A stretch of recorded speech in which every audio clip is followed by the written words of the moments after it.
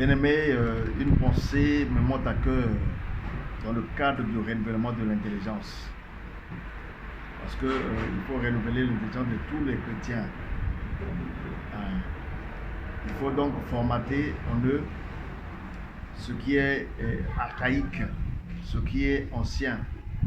On a abruti les enfants de Dieu, on les a rendus esclaves sur beaucoup de points.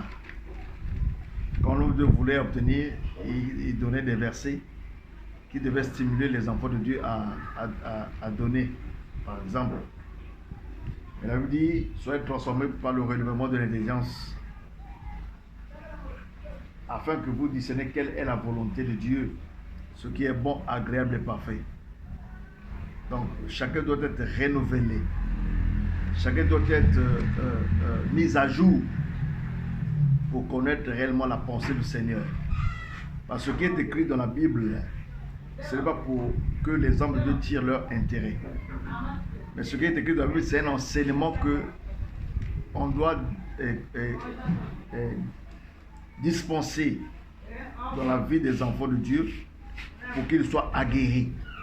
C'est une vie qu'il vous faut mener. Les enfants doivent être renouvelés et ils doivent refléter la parole de Dieu. La Bible dit dans 2 Corinthiens chapitre 9 verset 6 à 9, la Bible dit: sachez-le, celui qui sème peu moissonnera peu, et celui qui sème abondamment moissonnera abondamment. Que chacun donne comme il a résolu en son cœur, sans tristesse ni contrainte, car Dieu aime celui qui donne avec joie. Et Dieu peut vous combler de toutes sortes de grâces, afin que, possédant toujours en toutes choses de quoi satisfaire à tous vos besoins, vous ayez encore en abondance pour toute bonne œuvre. Selon qu'il est écrit, qu'il a fait des largesses, il a donné aux indigents, sa justice subsiste à jamais. Ici, souvent dans les églises, quand l'homme demande l'offrande, il fait l'appel de fonds, il demande toutes sortes d'offrandes. Il donne ce verset pour stimuler les enfants de Dieu et dire: Dieu aime celui qui donne avec joie. Celui qui sème peu moissonnera peu. Tout ça. Pour pousser aux enfants de beaucoup donner. Or, cet enseignement-là doit être prêché à l'église. Ça ne doit pas être dit seulement au moment où on a besoin de faire l'offrande ou bien l'appel de fonds. Cet enseignement doit être enseigné à l'église. Les chrétiens doivent savoir qu'il doit beaucoup s'aimer. Ça doit être en lui un enseignement, une vie. Il doit avoir cette vie-là en lui, de beaucoup s'aimer. Mais ce n'est pas un slogan pour stimuler les enfants de Dieu pendant qu'ils viennent à l'église, lorsqu'on veut faire un appel au fonds ou bien une offrande. Souvent, les enfants de Dieu se plaignent lorsqu'ils sont oppressés. Donne tout ce que tu as, même l'argent de marché donne. Non, c'est faux. Il faut enseigner les enfants de Dieu. Quand les enfants de Dieu sont enseignés, ils savent que celui qui sème peu, moissonne peu, celui qui sème abondamment, moissonne abondamment, et que chacun donne comme il a résolu dans son cœur. Si l'enfant de Dieu est enseigné de telle sorte, il saura que si je donne un peu, je vais récolter seulement peu. Mais si je donne beaucoup, je vais beaucoup récolter. Et il ne doit pas être contraint dans mon cœur de donner. Il doit donner avec joie.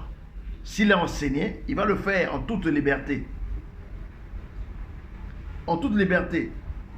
On voit certaines personnes venir à l'église avec l'argent, mais ils sortent avec ça. Il n'est pas convaincu de donner.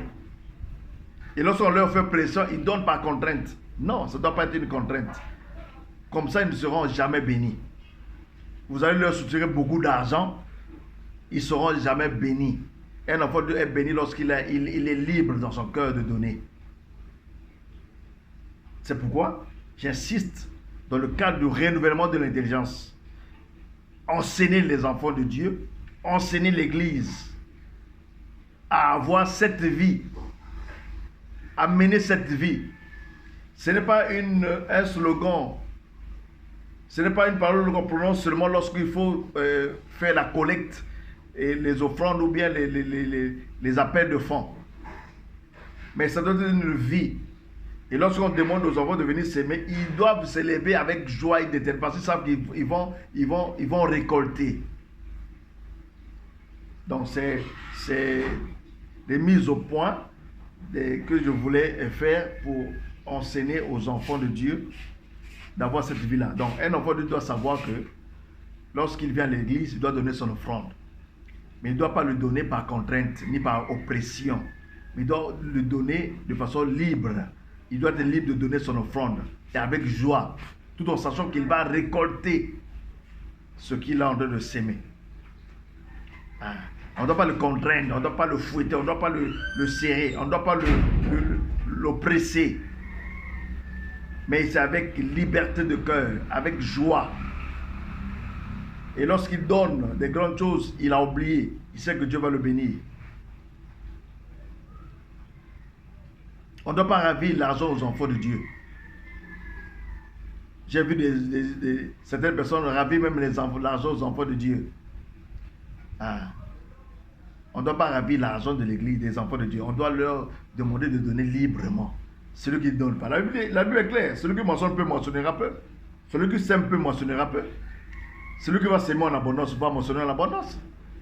C'est la vie de chacun d'eux. Ce n'est pas comme si c'était une punition, non.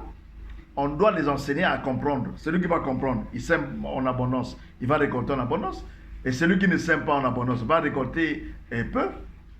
Et ça le regarde. Oh, on oblige les enfants de donner parce qu'on veut bourrer nos poches. Tu es obligé de il faut donner, il faut donner. Tu crées des circonstances, des choses pour que tu puisses bourrer tes poches. Non, c'est faux. C'est là où beaucoup des églises ont beaucoup demandé l'argent aux gens. Les gens là ne sont pas bénis. Et rien ne marche dans leur vie. Parce qu'on les contraint, ils sont obligés par honte, parfois ils donnent, parfois par contrainte ils donnent, mais sans détermination. Et à ce moment, ils pêchent devant le Seigneur. Parce que quelqu'un donne par oppression. Il ne voulait pas donner, mais à cause de la honte, à cause de l'oppression, il donne. Il n'a pas donné avec un cœur libre. Et il ne sera pas béni.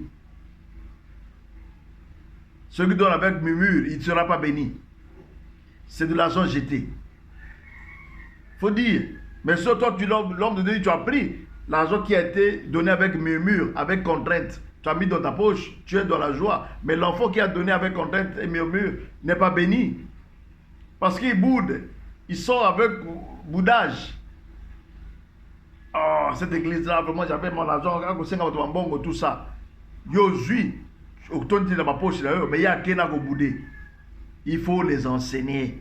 C'est un enseignement qu'il faut dispenser aux enfants de Dieu. Ils doivent donner avec un cœur sincère, sans contrainte ni murmure. Ils doivent donner avec joie. Dieu aime celui qui donne avec joie. Que chacun donne comme il a résolu en son cœur, sans tristesse ni contrainte. Car Dieu aime celui qui donne avec joie. C'est la parole de Dieu. Ceux qui donnent l'offrande doivent le donner comme ça. Tel qu'ils l'ont résolu dans leur cœur. Sans tristesse ni contrainte. Or, beaucoup d'enfants donnent l'argent avec tristesse et contrainte. Tellement il a honte, il est obligé de donner parce qu'on a cité son nom. Il donne, mais pas de façon déterminée. Par honte, par contrainte. Il est obligé de donner.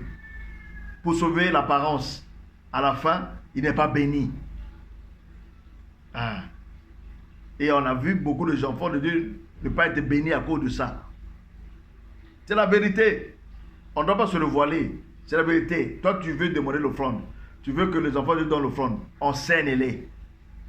On n'a pas interdit l'offrande, ce n'est pas un péché. Ils doivent donner. Comment tu vas vivre, toi, pasteur? Comment l'église va vivre? Comment l'église va fonctionner si les enfants ne donnent pas les offrandes? Ils doivent donner les offrandes. Ils doivent donner ce qu'il faut. Parce que c'est ça la parole de Dieu. Mais enseigne-leur à donner pour qu'ils soient bénis. Et lorsqu'ils vont commencer à donner de tout leur cœur, avec joie, l'église sera bénie, eux seront bénis, ils vont continuer à donner parce qu'ils vont trouver qu'ils sont en train de bénéficier. Ils vont trouver qu'ils bénéficient en donnant. Mais quand quelqu'un donne, il ne bénéficie pas. Demain, il donne, après demain, il donne, à la fin, il va murmurer, on appelle ça après, mais on a goûté ce bébé. Parce qu'il n'est pas enseigné. Donc, homme de Dieu, enseigne les enfants de Dieu. C'est ton travail. Tu dois les enseigner. Que Dieu te bénisse.